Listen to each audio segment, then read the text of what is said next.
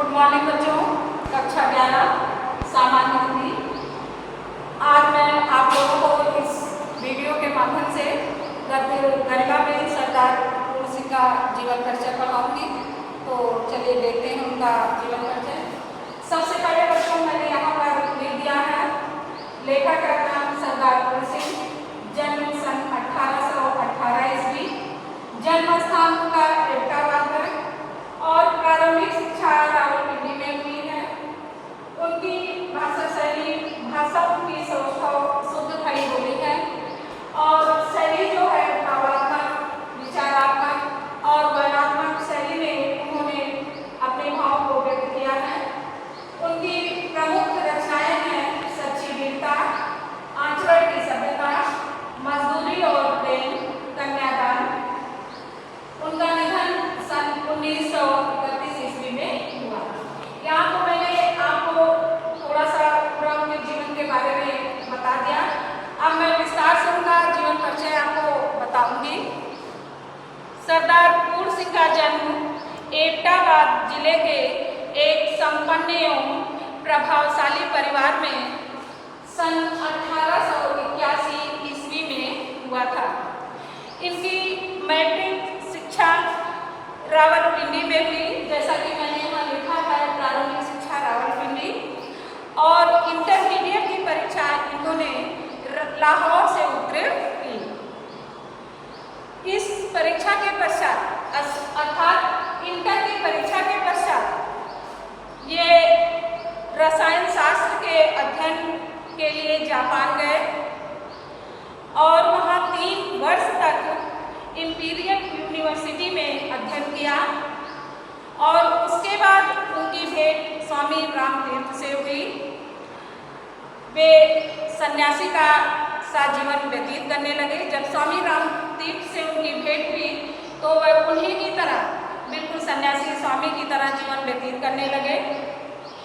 इसके पश्चात इनके विचारों में परिवर्तन हुआ और परिवर्तन होने पर इन्होंने गृहस्थ धर्म को स्वीकार किया। पर ये इसके बाद देहरादून के फॉरेस्ट कॉलेज में अध्यापक हो गए और वहीं से इनके नाम के साथ अध्यापक शब्द जुड़ गया। जैसा कि बच्चों इनको अध्यापक सरदार फूल सिंह भी कहा जाता है। और इन्होंने जीवन के अंतिम दिनों में अध्यापक फूल सिंह ने खेती भी की और मार्च सन 1931 ईस्वी में इनका निधन हो गया। ये बच्चों इनके जीवन के बारे में है कि उनका जन्म कहाँ हुआ, कब हुआ, उन्होंने कैसे प्रारंभिक शिक्षा ग्रहण की, आगे क्या किया और उनका निधन कब हुआ।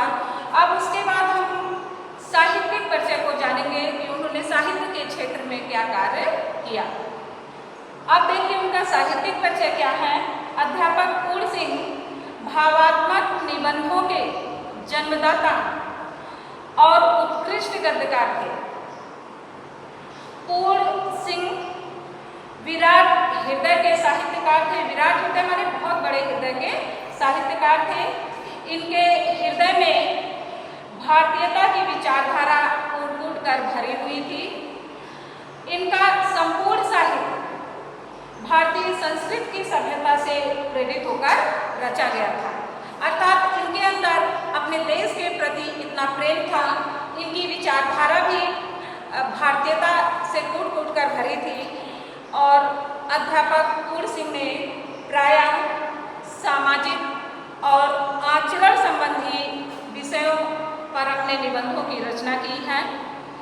इनके लेखन में जहाँ विचारशीलता है, अर्थात इन्होंने जो भी लेख लिखा है वह बहुत ही विचार करके उन्होंने लिखा है। तो विचारशीलता के साथ साथ इनके लेखन में भावनात्मक या भावुकता भी विद्यमान है और विचारशीलता के साथ भावुकता ने मिलकर इनके लेखन की आकर्षण को और भी प्रभावपूर्ण बना दिया है। अर्थात इनके लेखन को सुंदरता के साथ साथ प्रभावपूर्ण भी कर दिया है। अब ये बच्चों इनका साहित्यिक परिचय था।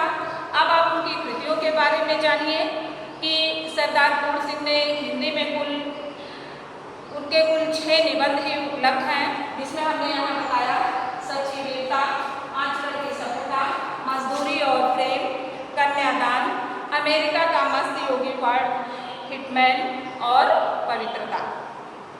अब भाषा शैली देखिए कि उनकी भाषा किस तरीके से थी। उन्होंने जो उनकी प्रमुख रचनाएं हैं, उन्होंने किस भाषा में उसको लिखा है, किस शैली का प्रयोग किया है। तो उनकी भाषा जो है, इन्होंने मात्र केवल 6 निबंध लिखे हैं। तो मात्र 6 निबंधों के लेखक होते हुए भी सरदार पूर्ण सिंह हिंदी साहित्यकारों की प्रथम पंक्ति में गिने जाते हैं और इनका श्रेय विशेष रूप से इनके भाषा सृष्टियों को दिया जाता है। इस प्रकार यह एक सफल चित्रकार की भांति अध्यापक पूर्ण सिंह जी शब्दों की सहायता से एक परिपूर्ण चित्र पाठकों के समक्ष प्रस्तुत कर देते हैं। लेखक का जो है मतलब इनके अंदर इतनी ज़्यादा विचारों की और भावों की क्षमता थी कि जैसे एक चित्रकार किसी चित्र को बनाता है और सबके सामने प्रस्तुत करता है, वह बिल्कुल सजीव सा लगता है।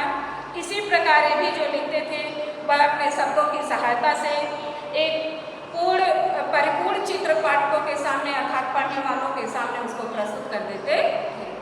अब यहाँ हमने लिखा कि इनकी भाषा शुद्ध खड़ी बोली है। तो बच्चों इन्होंने जो भी निबंध लिखा है उसमें शुद्ध खड़ी बोली का प्रयोग किया है।